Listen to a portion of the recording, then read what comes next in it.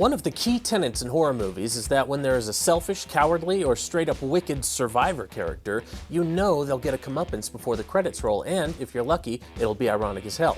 Take, for instance, killed a dog, started a cult, was a terrible human being throughout the film. Well, in some movies, the writers simply can't stand waiting for the delayed gratification watching these jerks get what's coming to them, so they'll make the jerky thing they do be the last thing they do. Here are 6 instances of literally instant karma in horror movies. Please be aware for both major and minor spoilers for the following films.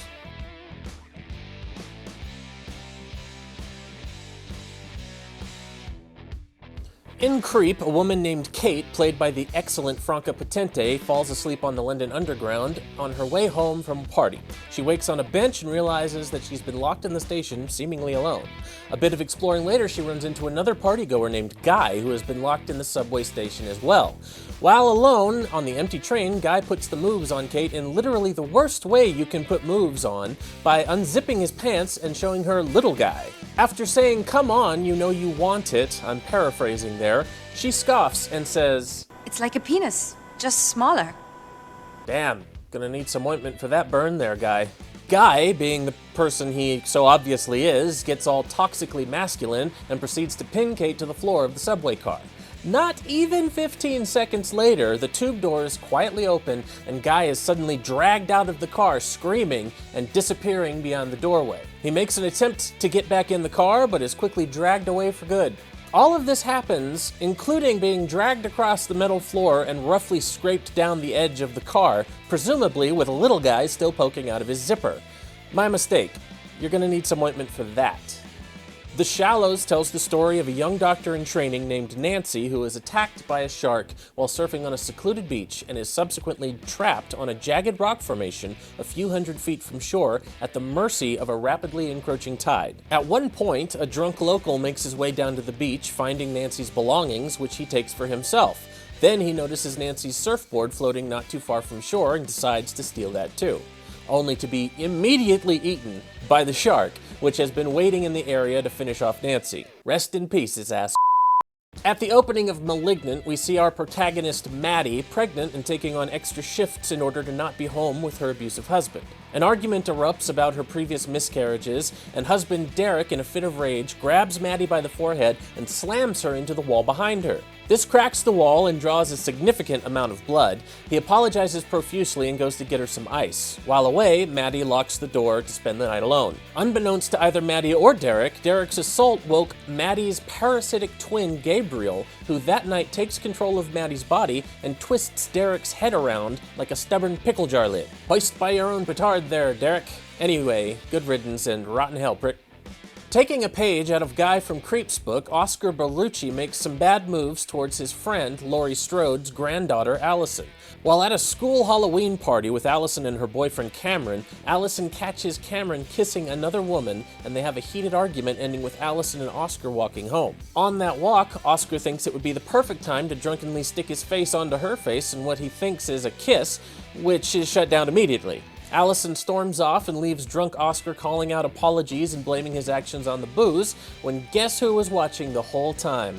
That's right, God. Just kidding, it's Michael Myers, and the old Eminem does what he does best, kills a horny teenager. In this year's Five Nights at Freddy's, we follow the story of Mike, a man with a major trauma in his past which affects his daily life strongly, doing his best to take care of his sister as their parents are deceased. He takes the night shift at the defunct Freddy Fazbear's Pizzeria as one of the only jobs he can get. Meanwhile, his wicked Aunt Jane wants to be the sister's legal guardian for the sake of a monthly check from the government. Jane hires a group of janky thugs to go to Freddy's after Mike leaves in the morning to trash the place with the aim of getting Mike fired and losing the one thing which allows him to retain custody of his sister, having a job. When the thugs infiltrate Freddy's, they are greeted by the cuddly-wuddly, lovable animatronic characters from the famous game-turned-film, and they get straight up murdered. The lot of them. It's a PG-13 movie, so the deaths aren't quite as spectacular as they could have been, but hey, dead's dead, am I right?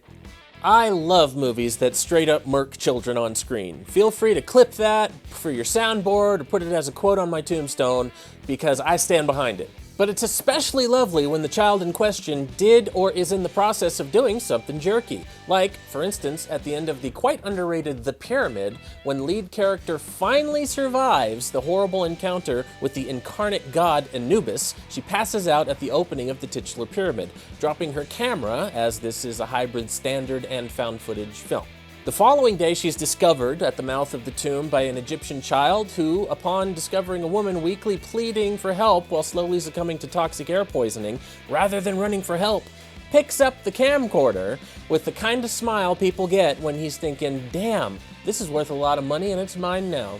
Well, joke's on you, punk, because right as the kid looks down the lens of the camera, we're shown a charging Anubis intent on taking the child back into the depths of the tomb in order to weigh his heart, hoping to find a pure enough heart to open the gateway to the underworld.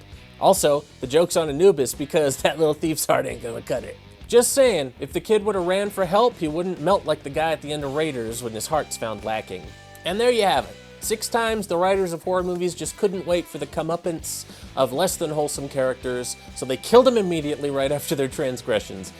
Stick around the channel for more lists, reviews, recommendations, all kinds of horror stuff from all mediums. On screen right now, you've got a list of the greatest dogs in horror movie history, and then up here you've got a playlist of all the lists I've made to date. And finally, I guess down here, check out my new series, Late to the Party, where I work through a backlog of horror games I missed when they came out. I'm Smokey Lyle, this is Horror and Cats, and I'll see you next time.